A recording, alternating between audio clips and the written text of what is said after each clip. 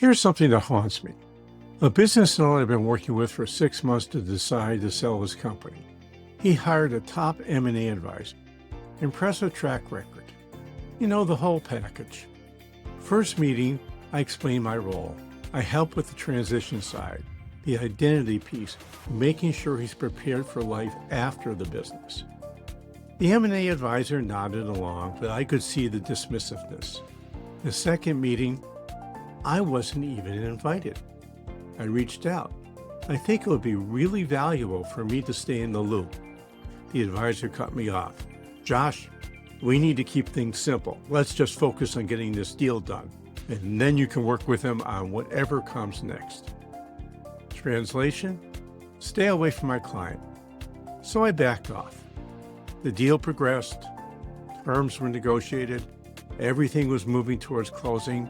Then 10 days before closing, my phone rang. The owner, in full panic mode. I can't do this. I don't know what I'm going to do after. Who am I if I'm not running this company? I've been so focused on the deal, I never thought about my life after. You can't build a vision for your next chapter in an emergency phone call 10 days before closing. He pulled out of the deal.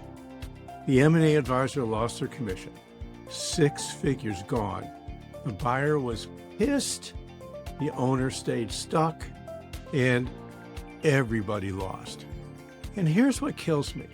It didn't have to happen this way. This is the difference between specialists and generalists. Specialists are essential when you need someone who knows how to structure a business sale.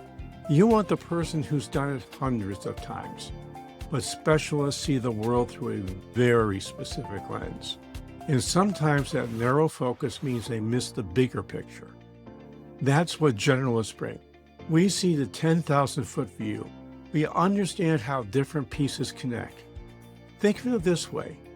A surgeon performs a procedure flawlessly, but your general practitioner helps you understand what life looks like after surgery, what rehab you'll need, how this connects to everything else. Both matter, but they matter in different ways. Here's what makes a good generalist. We're insatiably curious about how things connect. We're constantly asking what are the second and third order effects that nobody's talking about. We're committed to lifelong learning, always reading, always talking to people in different fields, always trying to see what specialists might miss, and we're actively looking around corners. What's coming that nobody's prepared for? The M&A advisor was focused on closing the deal. They weren't looking around the corner at the identity crisis that was coming. That advisor could have kept me involved.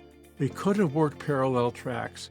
By closing, the owner would have been stepping into a void, the deal would have closed, the advisor would have gotten their commission.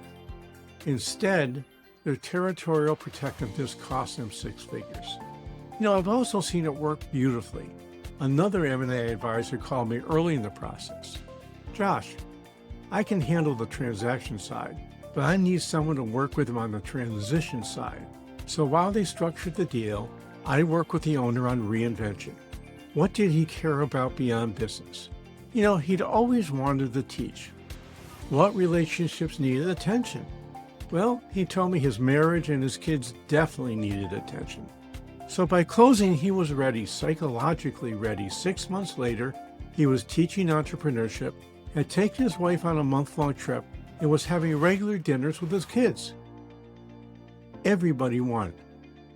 Here's what this means for you. Get the best specialists you can find. These people are crucial, but also get a thinking partner who sees the bigger picture. And don't let your specialist talk you out of the generalist. When they say, let's not complicate things, that's exactly when you need both working together. Start the reinvention process way before you need it. Don't wait until 10 days before closing to ask yourself what comes after, because here's what I know. The specialists who are confident enough to recognize where their expertise ends, those are the ones whose deals actually close. The ones who fight to keep generalists out, they're the ones explaining why a deal they spent 6 months on fell apart at the last minute. Life's too complicated to navigate major transitions without the right kind of help. And the right kind of help isn't just one or the other, it's both. So what's been your experience with specialists and generalists? Why don't you let me know in the comments below. Oh, and by the way, thanks a lot for stopping by. I hope to see you back here really soon.